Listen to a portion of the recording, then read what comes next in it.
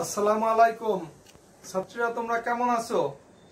আশা করি যে যেখানে আছো ভালোই আছো। আমি মোহাম্মদ হাফিজুর রহমান, বিভাগীয় প্রধান ব্যবস্থাপনা বিভাগ, ঢাকা উইমেন কলেজ। আমি আজ অনার্স চতুর্থ বর্ষের ছাত্রীদের উদ্দেশ্যে বলছি, আমরা ইতিপূর্বে ম্যানেজমেন্ট ডিপার্টমেন্টের চতুর্থ বর্ষের ব্যাংক ম্যানেজমেন্ট কোর্সের উপরে ক্লাস করেছি। যারা শুরু থেকে ক্লাস করছো তারা নিশ্চয়ই অবগত আছো যে আমরা ব্যাংক ম্যানেজমেন্টের প্রথম অধ্যায় আলোচনা করেছি। সেখানে আমরা তোমাদেরকে বলার চেষ্টা করছি ব্যাংক কি, ব্যাংক ব্যবস্থাপনার সৃষ্টি থেকে এবং ব্যাংকের উৎপত্তি ও কর্ম ইতিহাস, ব্যাংকের কার্যাবলী, ব্যাংকের শ্রেণী বিভাগ, এই বিভিন্ন বিষয় নিয়ে আমরা আলোচনা করছি। ব্যাংকিং কি, তারপর ব্যাংক ব্যবস্থা। তোমরা আরো একটু যদি পিছনের দিক তাকাও তাহলে তোমরা যারা কমার্সে বা ব্যবসা শিক্ষা গ্রুপে ইন্টারমিডিয়েটে লেখাপড়া করেছো, তারাও ব্যাংকিং, ফিনান্স ও ব্যাংকিং পড়ছো। সেখানেও ব্যাংক নিয়ে তোমাদের আলোচনা হয়েছে। সেখানে শুধু ছিল ব্যাংক বিষয়ের উপরে, আর এর একটু উন্নত কলেবরে যে ব্যাংক ব্যবস্থাপনা নিয়ে চতুর্থ বর্ষের একটা কোর্স আছে, সেখানে তোমাদের আলোচনা হচ্ছে। সে প্রেক্ষিতে আমি যেমন ব্যাংক এবং ব্যাংক ব্যবস্থাপনা এবং ব্যাংকের ইতিবৃত্ত ইত্যাদি নিয়ে প্রথম অধ্যায় তোমাদের মধ্যে আলোচনা করেছি। এবং প্রথম অধ্যায় আলোচনার প্রেক্ষিতে তোমাদের বাসায় আমি পড়া দিয়েছিলাম যে ব্যাংক কি, ব্যাংকের উৎপত্তি থেকে, ব্যাংকের কর্ম ইতিহাস, তারপর বিভিন্ন যুগে ব্যাংক ব্যবস্থা এবং আধুনিক ব্যাংক ব্যবস্থা, ব্যাংকের শ্রেণী বিভাগ, ব্যাংকের গুরুত্ব, প্রকৃতি ইত্যাদি বিষয়। এবং তোমাদের সেখানে যে সংক্ষিপ্ত প্রশ্ন ছিল, সে সংক্ষিপ্ত প্রশ্ন সহ প্রশ্নগুলো পড়া দিয়েছিলাম। তোমরা যারা প্রথম অধ্যায়ের এই প্রশ্নগুলা বুঝছো বা বাসায় দেখছো, তাদের এখন ক্লাসের পড়া বুঝতে সহজ হবে এবং আমি যা বলি তা তোমরা বুঝতে পারবে বলে আমি বিশ্বাস করি। আমরা আজকে বিশেষত আলোচনা করব অর্থনৈতিক উন্নয়নে বাণিজ্যিক ব্যাংকের ভূমিকা।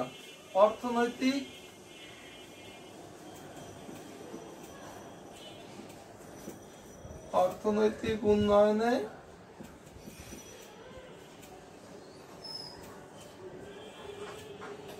বাণিজ্যিক ব্যাংকের ভূমিকা।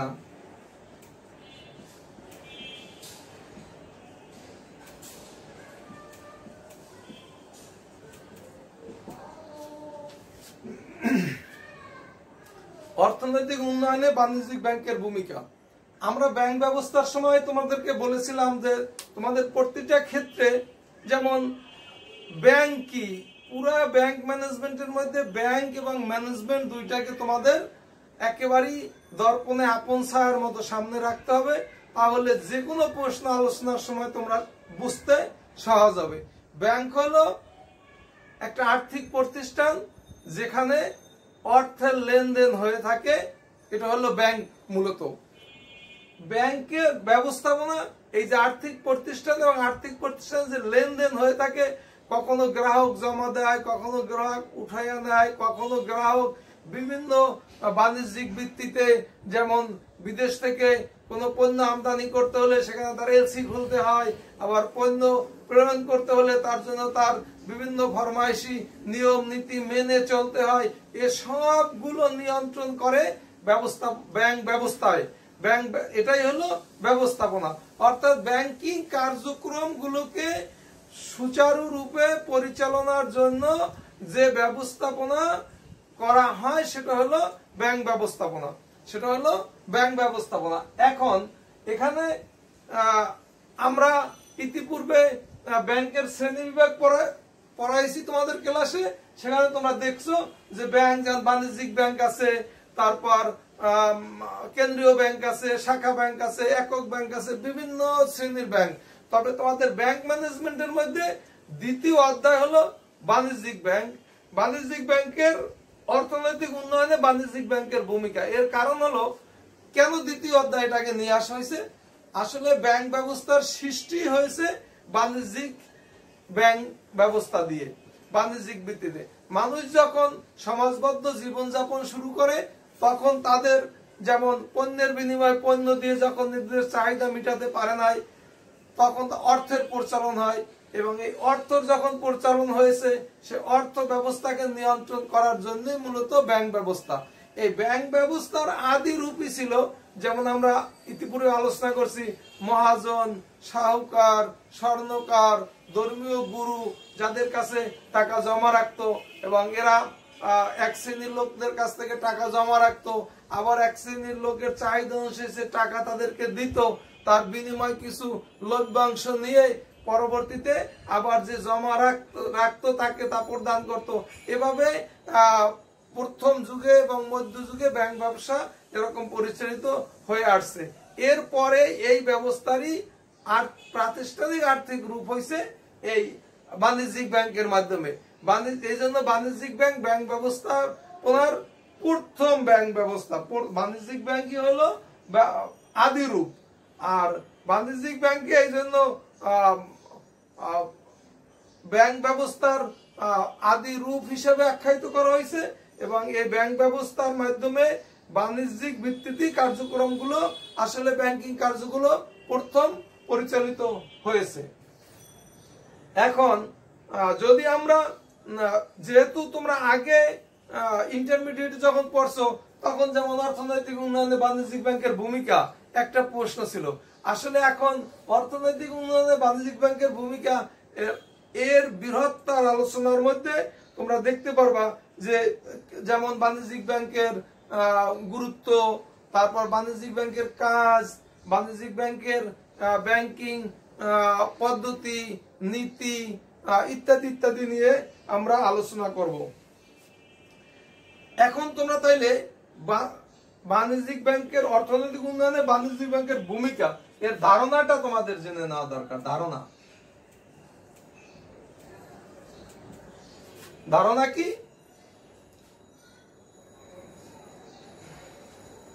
ব্যাংক ব্যবস্থার পুনর উৎপত্তি থেকে, অর্থাৎ আর্থিক লেনদেন যখন শুরু হয়, যখন বিনিময় প্রথার পরিবর্তে অর্থ দিয়ে ক্রয় বিক্রয়ের ব্যবস্থা শুরু হয়, তখন থেকেই যে ব্যাংক ব্যবস্থার সৃষ্টি হয় তাকে বাণিজ্যিক ব্যাংক ব্যবস্থা হিসাবে আখ্যায়িত করা হয়।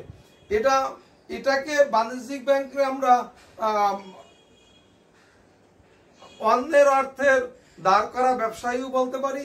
বাণিজ্যিক ব্যাংক একদিকে যেমন অর্থ দাঁড় করে এবং অন্যদিকে অর্থ বিনিয়োগ করে, অন্যের অর্থের ধারক হিসেবেও ভূমিকা পালন করে, আবার অন্যের অর্থের বিনিয়োগকারী হিসেবেও বাণিজ্যিক ব্যাংক ভূমিকা পালন করে। বাণিজ্যিক ব্যাংকের মূল লক্ষ্য হলো, বাণিজ্যিক ব্যাংকের মূল উপাদান হলো অর্থ, এবং মূল লক্ষ্য হলো মুনাফা অর্জন। একটা জিনিস মনে রাখবা, বাণিজ্যিক ব্যাংকের মূল উপকরণ হলো কি? বাণিজ্যিক ব্যাংকের মূল উপকরণ হলো অর্থ, এবং মূল বৈশিষ্ট্য, মূল লক্ষ্য হলো কি? মুনাফা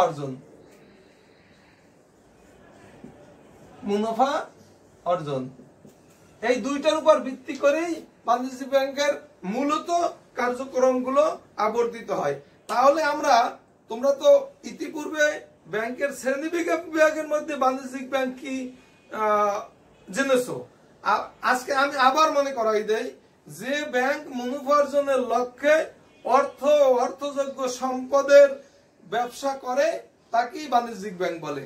যে ব্যাংক মুনাফা অর্জনের লক্ষ্যে অর্থযোগ্য সম্পদের ব্যবসা করে তাকে বাণিজ্যিক ব্যাংক বলে। এভাবেও বলা যায়, বাণিজ্যিক ব্যাংক হলো মুনাফা অর্জনকারী একটি আর্থিক মধ্যস্থতাকারী প্রতিষ্ঠান।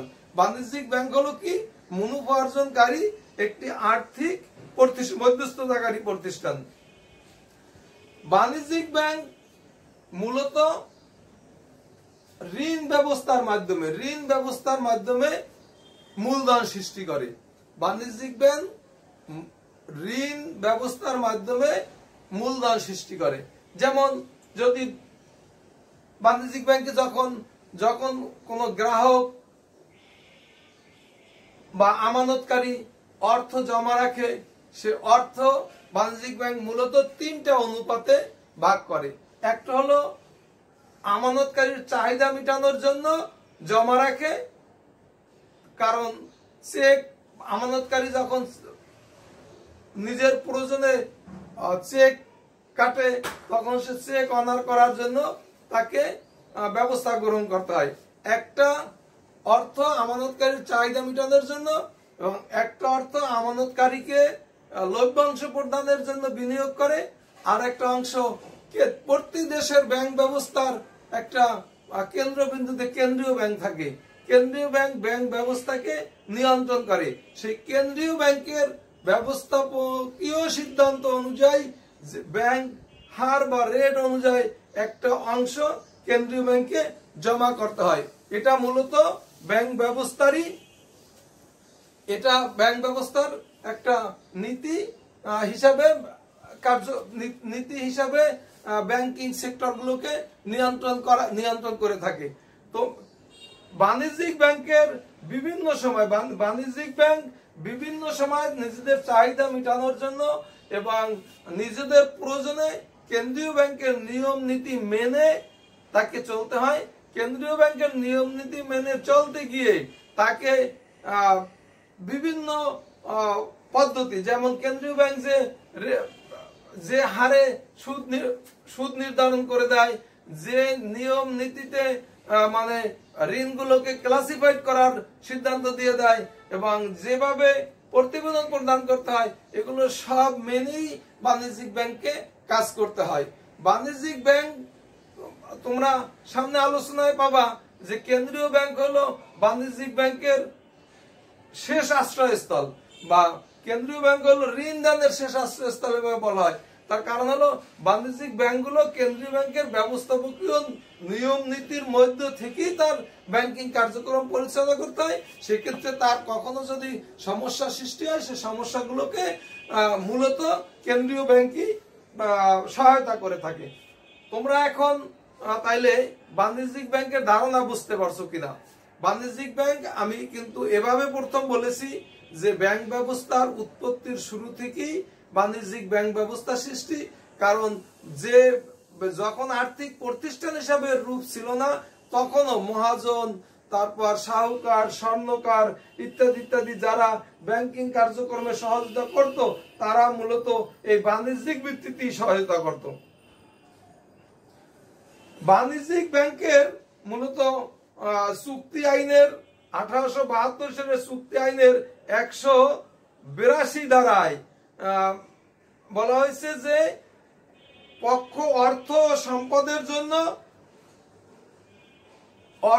ও সম্পদের বিনিময় এবং রক্ষক এবং এর নিয়ন্ত্রণ এবং পরিচালনার জন্য যে কার্যক্রমগুলো গ্রহণ করে তার ভিত্তিতে আবর্তিত হয়ে বাণিজ্যিক ব্যাংক বিভিন্ন প্রতিনিধিত্বমূলক কাজ করতে পারে। যেমন আমদানিকারকের পক্ষে সে এলসি প্রদান করে, তারপর অর্থর আদায়, পাওনা পরিশোধ, তারপর শেয়ার ও সিকিউরিটি হিসাবে যে আমানতকারীর পক্ষে শেয়ার ক্রয় করে, বন্ড ক্রয় করে, কোন কোম্পানির পক্ষে এগুলো ক্রয় বিক্রয় করে থাকে ইত্যাদি। তাহলে তোমরা এক কথায় বাণিজ্যিক ব্যাংক হলো ব্যাংক ব্যবস্থার আদি একটা রূপ। বাণিজ্যিক ব্যাংকে ভিত্তি করেই সাধারণত ব্যবসায়িক কার্যক্রম পরিচালিত হয়ে থাকে। বাণিজ্যিক ব্যাংক স্বল্প মেয়াদে ঋণ প্রদান করে। বাণিজ্যিক ব্যাংক অন্যের অর্থের ধারক ও বাহকের ভূমিকা পালন করে। বাণিজ্যিক ব্যাংক একটা মধ্যস্থতাকারী প্রতিষ্ঠান হিসেবে কাজ করে। বাণিজ্যিক ব্যাংক মুনাফা অর্জনকারী একটা আর্থিক প্রতিষ্ঠান, যে প্রতিষ্ঠানটি গ্রাহকের পক্ষে মধ্যস্থতার ভূমিকায় পালন করে। বাণিজ্যিক ব্যাংকই মূলত ঋণের মাধ্যমে মূলধন সৃষ্টি করে থাকে। আর এখানে বাণিজ্যিক ব্যাংক যেমন ঋণের মাধ্যমে মূলধন সৃষ্টি করে থাকে, তেমনি কেন্দ্রীয় ব্যাংকের নিয়ম নীতি মেনেই তাকে এইসব কার্যক্রম পরিচালনা করতে হয়। এইসব কার্যক্রম পরিচালনা করার জন্য যে কেন্দ্রীয় ব্যাংকের ব্যবস্থাপকীয় পদ্ধতি থাকে, নিয়ন্ত্রণ পদ্ধতি, সেটাই হলো আসলে ব্যাংক ব্যবস্থাপনার বা বাণিজ্যিক ব্যাংকের মূল ব্যবস্থাপনীয় মূলনীতি হিসাবে আখ্যায়িত হয়। অর্থনৈতিক উন্নয়নে বাণিজ্যিক ব্যাংকের ভূমিকা, আসলে এই ধারা থেকে আমরা বাণিজ্যিক ব্যাংকের ধারণা এবং অর্থনীতির প্রবৃদ্ধি তখনই সৃষ্টি হয় যখন বাণিজ্যিক ব্যাংকগুলো সফলভাবে গ্রাহকদের আমানত বিনিয়োগ করতে পারে এবং বিনিয়োগের মাধ্যমে তারা এর মুনাফা অর্জন করে গ্রাহকদের যখন উন্নত মুনাফা প্রদান করতে পারে তখন গ্রাহকরা এই ব্যাংকে আমানত রাখতে উৎসাহী হয়। বিদায় বাণিজ্যিক ব্যাংক মূলত অর্থনৈতিক উন্নয়নের জন্য, অর্থনৈতিক প্রবৃদ্ধি অর্জনের জন্য বাণিজ্যিক ব্যাংক মুখ্য ভূমিকা পালন করে। এক্ষেত্রে আমরা এখন আলোচনা করব বাণিজ্যিক ব্যাংকের কার্যক্রমগুলো কি কি। বাণিজ্যিক ব্যাংকের সাধারণত তারা কি কি কাজ করে, যেমন অর্থ স্থানান্তর, অর্থ স্থানান্তর, তারপর উন্নত প্রযুক্তি সেবা সরবরাহ, উন্নত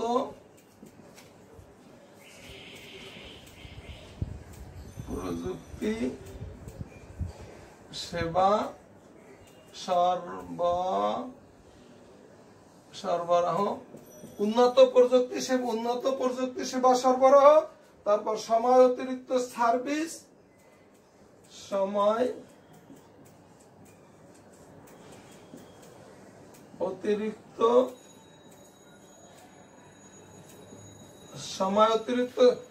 অতিরিক্ত সার্ভিস, তথ্য সরবরাহ,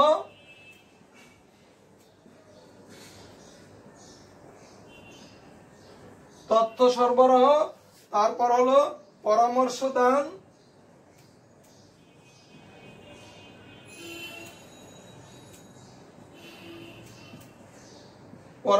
দান, তারপর স্বচ্ছতার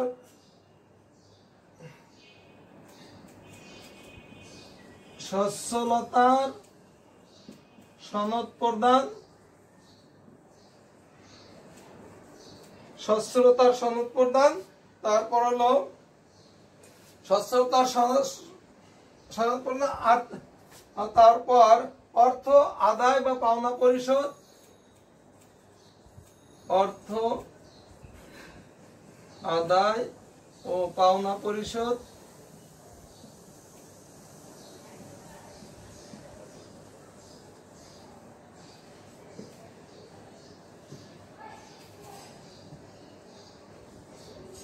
অর্থ আদায় ও পাওনা পরিশোধ, তারপর হলো শেয়ার সিকিউরিটি ক্রয় বিক্রয়,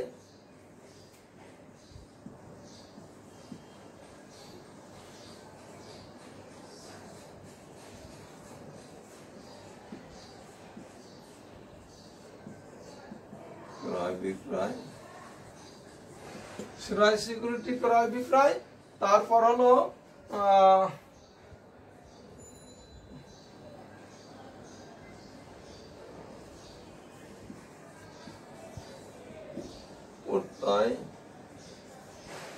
পত্র প্রদান ইত্যাদি।